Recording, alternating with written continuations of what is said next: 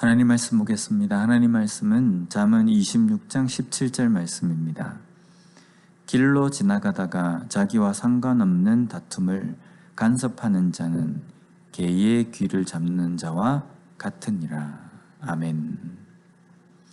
잠언의 말씀을 쭉 묵상을 하면요, 지혜가 무엇인지를 말씀해 주십니다.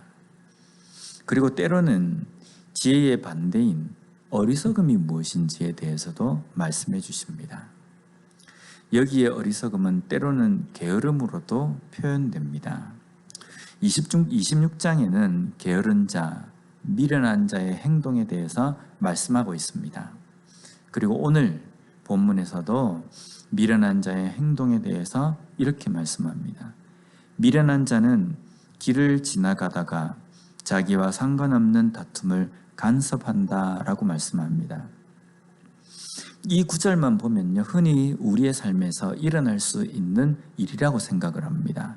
왜냐하면 길을 지나가다가 누군가가 다투거나 싸울 때에 어떤 사람들은 개입을 해서 말리고 중재하려고 합니다. 그런데 오늘 말씀은 그러한 행동과는 좀 다릅니다.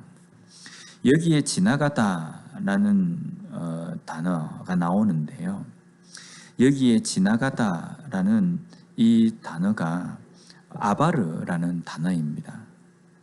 그리고 뒤에 이어서 나오는 다툼을 간섭한다라는 표현이 나오는데, 여기에서 간섭하다에 해당하는 단어가 미트 아베르라고 되어 있습니다. 이것 또한 지나가다라는 단어인 아바르라는 단어에서 파생한 단어입니다. 그런데 이 아바르라는 단어의 앞에 미트라는 이 부분이 합쳐져서 간섭하다, 화를 돋구다 라는 뜻으로 표현이 되어집니다. 이것은 다툼을 중재하거나 말리는 것이 아니라 그 싸움을 더 붙이고 오히려 자기도 개입을 해서 함께 화를 내는 행동을 의미합니다. 하지만 이것은 결코 자기와 상관없는 그 다툼입니다. 그럼에도 불구하고 그 안에 들어가서 함께 화를 내는 것은 적절하지 않습니다. 흔히 흥분을 잘하는 사람, 화를 제어하지 못하는 사람이 이런 모습을 자주 나타냅니다. 이런 행동은 개의 귀를 잡는 것과 같다라고 말씀합니다. 여기서 개로 해석되는 단어가 켈레브라는 단어입니다. 그런데 이 단어는 주로 개, 남자 매춘부, 주인 없는 개, 잔혹한 사람, 이런 의미로 사용되어지는 단어입니다. 요즘에 집에서 키우는 애완견과 같은 그런 개의 의미가 아니라 좀 더럽고 사나운 떠돌이 들개를 의미하는 겁니다. 그런 개의 귀를 잡는다라는 것은요, 불보듯 뻔한 행동입니다. 어떤 결과가 오겠습니까? 이것은 어리석은 행동입니다. 하지 않아도 되는 일들을 해서 오히려 자기가 공경에 처하게 되는 것을 의미합니다. 지혜로운 사람은 지나가다가 자기와 상관없는 다툼에 대해서 휘말리지 않습니다. 그런 상황에도 침착하게 대처하는 사람입니다. 왜 그렇습니까? 여기에 다툼으로 번역이 된 단어 리브라는 단어는 구약 성경에 몇 번 나옵니다. 그 중에서 가장 첫 번째 나오는 구절은요, 창세기 13장 7절에 나옵니다. 그러므로 아브라함의 가축의 목자와 롯의 가축의 목자가 서로 다투고 또 가나안 사람과 브리스 사람도 그 땅에 거주하였는지라.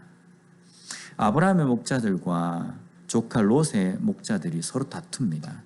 왜냐하면 제한된 어떤 지역에서 서로 양을 치는 상황에서 발생한 겁니다.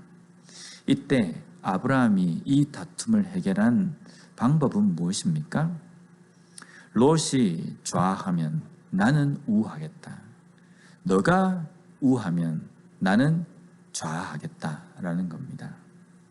이것은 양보입니다.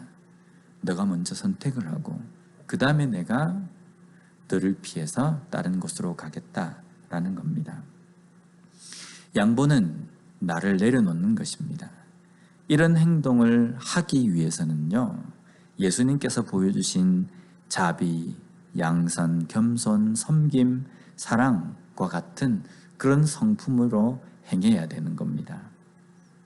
이유 있는 다툼에도 양보하고 이유에 있는 다툼에도 화를 내지 않고 오히려 사랑으로서 대해야 하는데 이유 없는 다툼은 말할 것도 없다는 겁니다. 오늘도 우리에게 주어진 이 하루의 삶을 살아가면서 여러 상황들을 우리가 만날 수 있습니다. 그 상황을 만날 때에 이거는 분명히 내가 화를 낼 수 있는 상황이다 라는 상황에서도 우리는 예수님께서 우리에게 보여주신 자비, 양선, 사랑의 그 성품으로 겸손하게 양보하며 다툼을 이기는 삶을 살아야 합니다.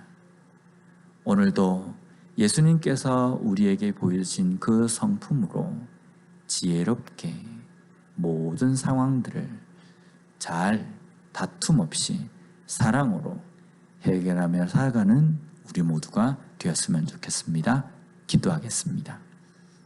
하나님 감사합니다. 오늘도 말씀을 통해서 다시 한번 지혜로운 자의 삶을 깨닫게 해주시니 감사합니다. 또한 그 지혜로운 삶을 살기 위하여서 하나님께서 우리에게 보여주신 그 성품을 가지고 살아야 함을 저희들이 또 깨닫습니다. 하나님, 예수님의 그 성품을 담게 하여 주시고 그 성품으로 이 땅의 삶을 살아감으로 말미암아 다툼과 분쟁을 잘 해결하고 끝까지 사랑으로서 섬기며 양보하며 살아가는 우리 모두가 되게 하여 주시옵소서. 예수님 이름으로 기도드립니다. 아멘.